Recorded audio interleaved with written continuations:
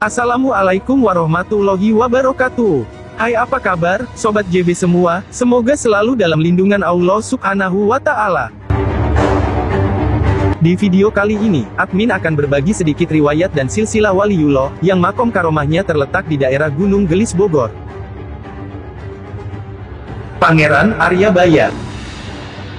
Sebelum menonton videonya, admin mengajak Sobat JB semua untuk mendukung channel ini, untuk terus berkembang dan dapat membuat konten-konten yang bermanfaat. Dukung channel ini dengan cara klik tombol subscribe warna merahnya, lalu tekan tanda lonceng berbunyi, agar Sobat semua menjadi yang pertama tahu, jika ada video terbaru dari channel ini. Semoga bermanfaat dan selamat menyaksikan.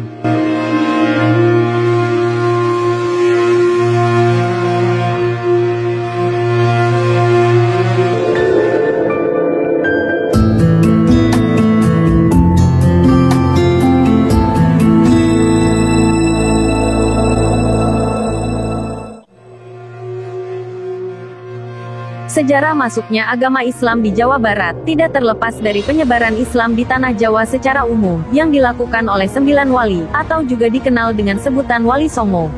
Salah satu dari ke-9 wali yang berperan penting dalam penyebaran agama Islam di Jawa Barat adalah Sunan Gunung Jati.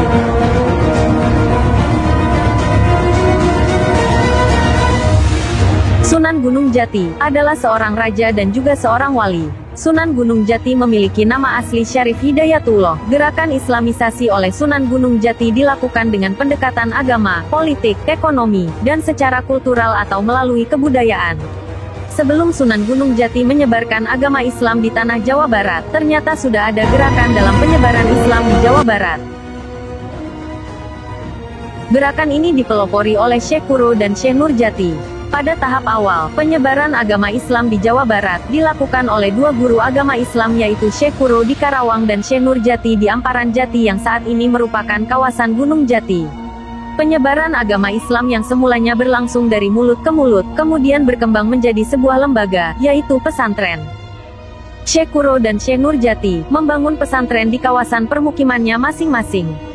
Seiring berjalannya waktu, selain Syekh Kuro dan Syekh Nurjati, terdapat beberapa ulama yang ikut menyebarkan ajaran agama Islam di Jawa Barat. Salah satu ulama tersebut adalah Aryabaya atau juga dikenal dengan sebutan Mbah Arya. Aryabaya adalah keturunan dari Raden Anggadipa. Namun sampai dengan saat ini, belum ada penjelasan mengenai silsilah keturunan Raden Anggadipa. Yang diketahui hanyalah, Aryabaya merupakan anak ke-22 dari Raden Anggadipa.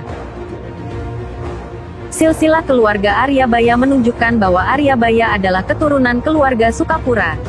Saat itu, Sukapura merupakan salah satu kabupaten di Jawa Barat. Konon terbentuknya pemerintahan di Sukapura berkaitan erat dengan runtuhnya kerajaan Majapahit di Jawa Timur.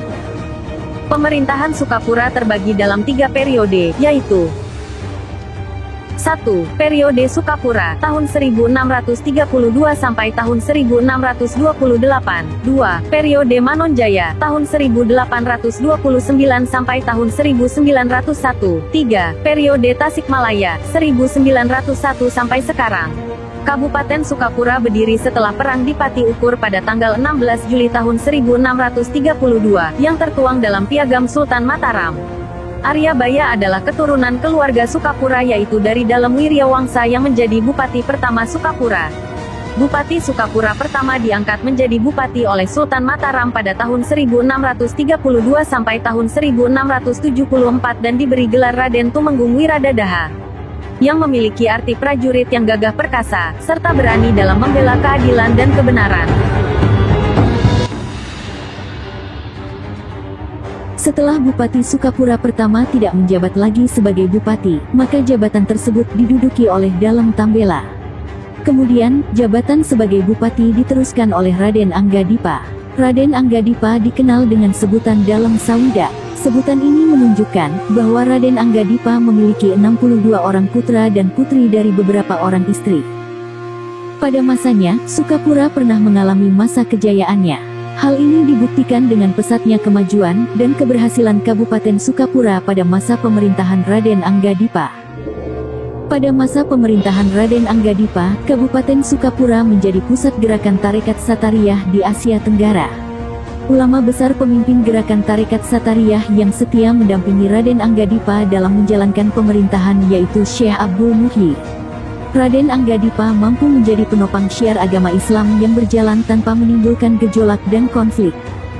Raden Anggadipa wafat pada tanggal 9 Mei tahun 1726 dan dimakamkan di Baganjing Sukaraja, berdampingan dengan makam Raden Tumenggung Wiradadaha I yang merupakan Bupati pertama Sukapura.